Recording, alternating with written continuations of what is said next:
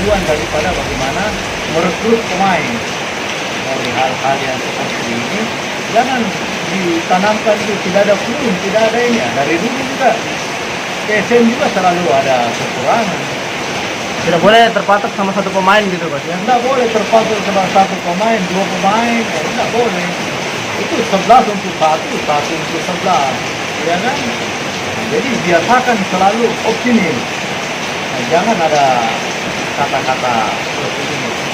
Dan saya berharap hal-hal yang seperti ini itulah yang dikatakan ciri napace, ya kan? Nah, jangan ciri napace kemudian kita bagaimana kita bermain dengan sporadis, tidak ada bola, tidak ada. Kita harus tunjukkan ciri napace itu adalah bagaimana memperbaiki secara individu, secara unit, secara tim, dan secara komposisi.